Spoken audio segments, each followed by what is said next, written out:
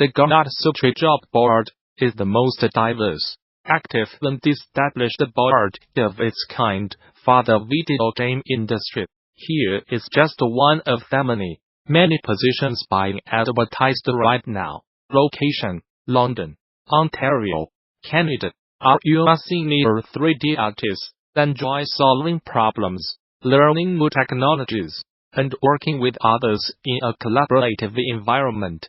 Are you looking for a position where you can play a major part in the visual creation of the games we create? If this describes you, please get in touch with us to talk about the position of senior 3D artist at Big Blue Bubble. In this position, these are the things you will be responsible for. To be an effective team member, you also have the following attributes and skills. We know the above list is detailed. We do not expect you to meet all of our criteria, but we are looking for proven experience with an appetite and passion for growth. If you think you fit the role, then please get in touch with us now to explore the opportunity further. Big Blue Bubble is an equal opportunity employer. Applicants who require reasonable accommodation to complete the application and the interview process should notify the HR director. Interested? Apply now. Whether you are just starting out, looking for something new, or just seeing what's out there, the Gamasutra Job board is the place where game developers move ahead in their careers. Gamasutra Job board is the most diverse, most active, and most established board of its kind in the video game industry, serving companies of all sizes, from indie to AAA. Looking for a new job? Get started here. Are you a recruiter looking for talent? Post jobs here. Electronic Arts is optimistic about the role subscription services will play in the future of the video game industry. So much so that the company has another service for a yet unnamed platform set to launch later this year. Its CEO Andrew Wilson mentioned that the company has plans to offer the subscription service on another major platform in the year ahead. During a conference call on its Q3 earnings, beyond a brief mention, Wilson did not offer any specifics on the service itself, or any similarities it might have to the company's two current offerings, the Access and Origin Access. Our belief remains strong that the combination of subscriptions and streaming will be transformative to the future of gaming, and we are well positioned for that evolution, said Wilson. These current pair of subscription services, the Access for X1 and Origin Access for PC, offer up a selection of games and a handful of other perks in exchange for a monthly fee, similar to offerings like EX Game Pass and PlayStation Plus. Subscribers are able to play any games from that curated library so long as they remain a paying subscriber. Blizzard has extended its publishing deal with NetEase, so the tech company can continue distributing its games in mainland China. The pair have been working together to publish Blizzard titles in the region for the past 11 years, and have now extended their publishing agreement until January 2023.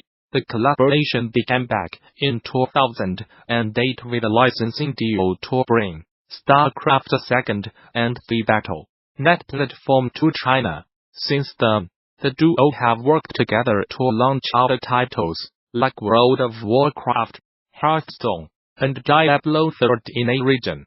We are pleased to continue our successful partnership with Blizzard after more than a decade of close cooperation, said William Dean, founder and CEO of NetEase. The scope of our collaboration is now deeper and broader than ever before. We are confident that together we will continue to bring even more exciting game experiences to players worldwide.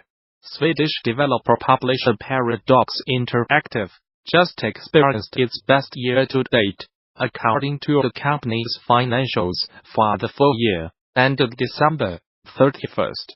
2018 The Stellaris and the surviving mass publisher saw full-year revenues increase by 39% year-on-year to $13 billion, $120.9 million, while operating profits rose by 35% to $455.1 million, $38.7 million. The company also posted its best income quarter on the books during Q4, despite not releasing any new titles.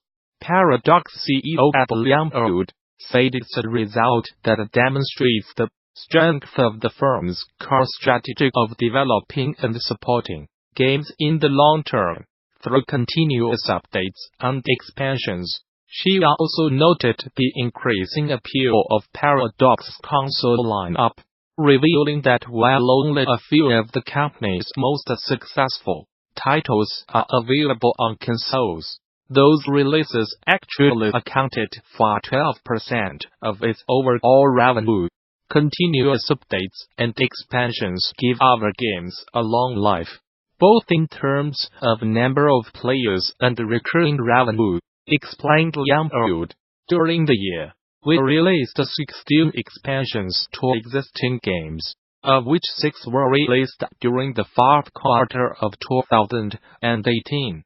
Many of our games continue to be popular many years after release. Europa Universalis IV and Crusader Kings II were released more than 5 and 7 years ago, respectively, but continue to attract both new and existing players.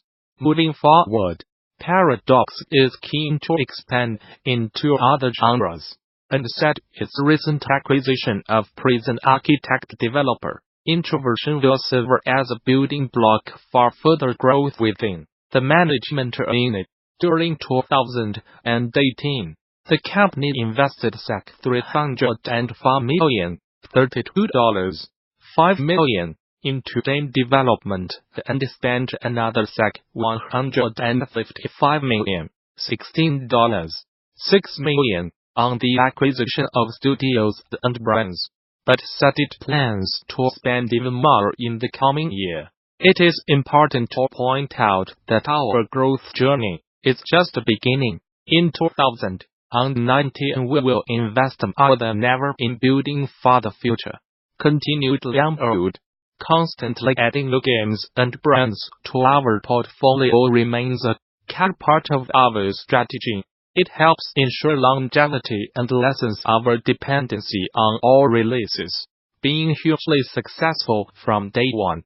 Adobe announced earlier today that Shockwave will be discontinued, and the Shockwave player for Windows will no longer be available to download after April 9th.